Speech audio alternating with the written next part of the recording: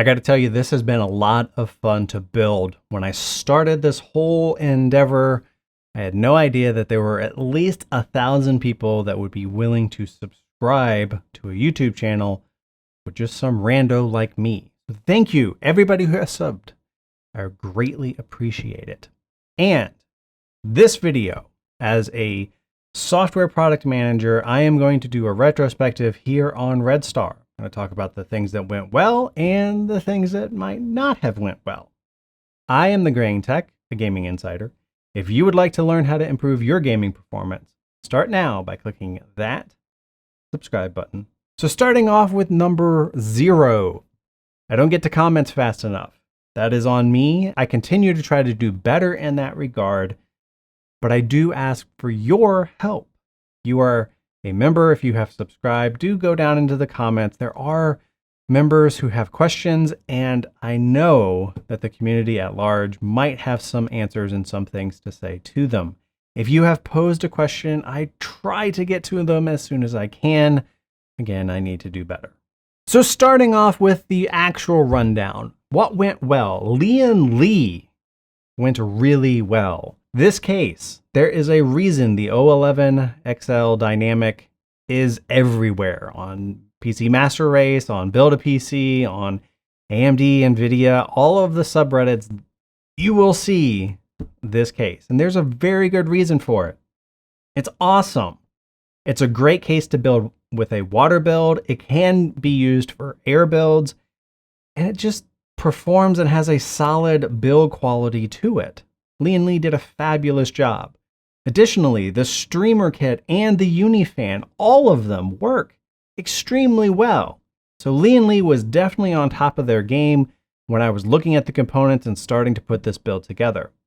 One company that was not on top of their game, G.Skill. What? I like their RAM. Well, that's true. I don't like their software. You see, in order to get this to not be Rainbow Puke, you have to run an application every single time you boot Windows to change the color of those LEDs. And they don't have a spectrum. They can't change colors over the course of the LEDs. That's basic stuff.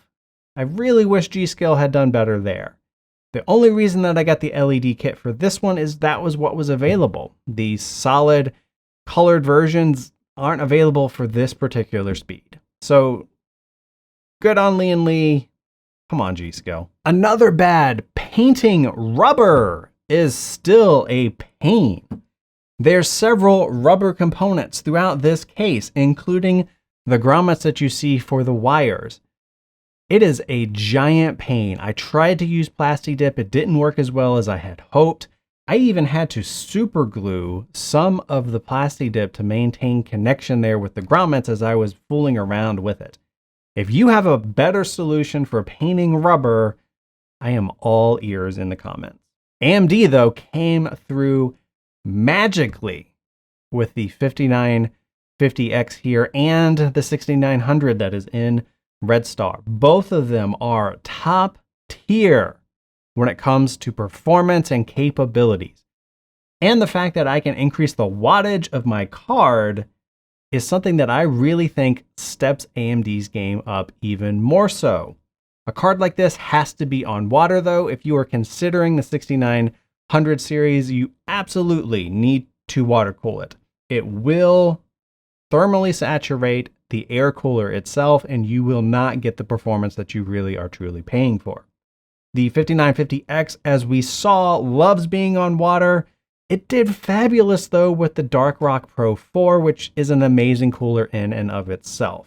So AMD with this build and with what they are coming out with and what they just announced with super resolution, that stuff's amazing, and I really look forward to testing it. AMD, you're on top of your game. When I was starting to do Red Star, I knew I wanted a red theme, and that meant making sure I could get red fittings and as much red inside as possible. Several people on the Watercooling subreddit also commented that it has a nice balance between white, red, and just the occasional black. And I have to agree, I was really impressed here with Primochill's line.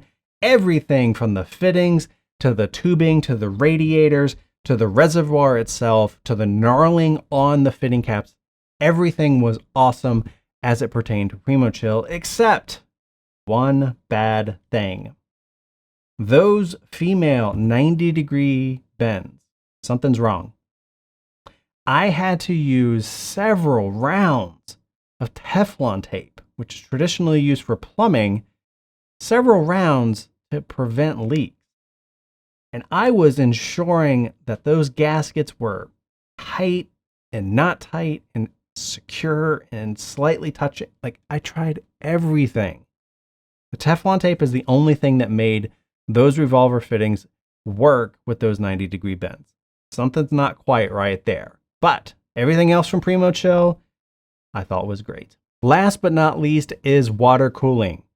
As I already mentioned with AMD, water cooling this system really opened it up and brought it to another level. Completely worth it if you were going this high end with this GPU and this CPU combination. You might as well shell out the 300 to 500, somewhere in their range, to get proper water cooling for your system if you were going for these cards. Additionally, actually being able to get the components and things put together, they have made it so easy nowadays that you can use configurators, you can use forums and subreddits. There's so much information out there if you are interested in water cooling. It really is a great time to jump into this art. Speaking of art, on the bad side would be LEDs. Now, I tried to shy away from putting too many LEDs here in Red Star. I did go for the streamer kit because I wanted a little bit more visual appeal there in the middle. But honestly, there's still no solution that makes these things talk together. There's open RGB, which I did try here with Red Star, and it didn't recognize everything. Everything is properly connected to an ARGB header, but it will not work in concert. The Asus Aurora Sync technology doesn't control everything that you see in here, and you still have to run a separate application on your system in order to get that to work. It's just not worth it. So, honestly, somebody just give me something that I can plug into a USB or a USB header that I can connect all the lights to, and give me one place to control it and then save it to the box. Is that too much to ask? So what's next? Well, for one thing, I'm looking forward to not having to carry this guy all the way over here, just put it in a video. That's going to be great. Additionally, though, I'm going to be testing some headsets and some microphones to give you an improvement in your gaming performance, because you see, audio and being able to communicate with your team is just as important to how well your system runs. And then that will give me just a little bit of time to go ahead and procure the parts that I'm going to need for an NVIDIA Intel build. We're going to do the exact same thing that I did here with AMD, go through all of the specs, the tuning, and all of that fun stuff. I'm also going to do one extra thing. I am going to completely record the actual building process, step by step, unboxing all of it. I know there's a lot of videos out there on the internet that do cover that, but what I have found is people tend to start and then hurry up at the end just to get it over with.